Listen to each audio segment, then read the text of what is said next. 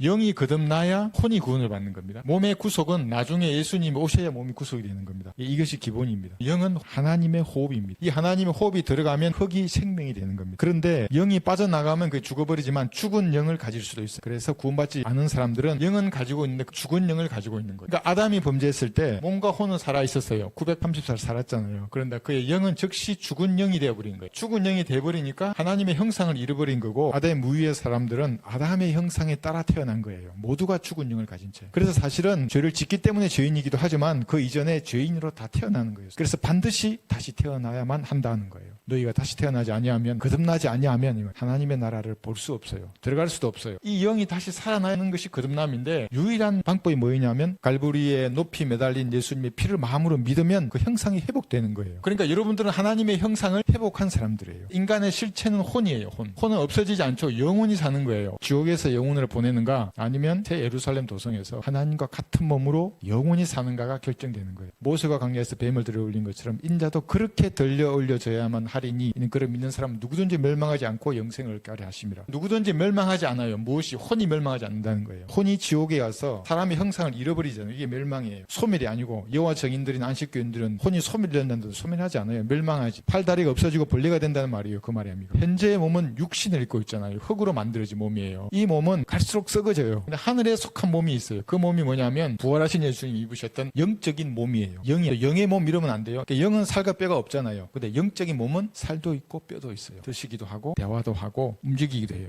다른 사람으로 보이기도 하고 안 보이기도 해요. 벽도 통과해버리고 질병도 없어요. 다시는 아픈 게 없어요. 그런 영원한 몸이에요. 33살에. 그런 몸으로 변화될 거예요.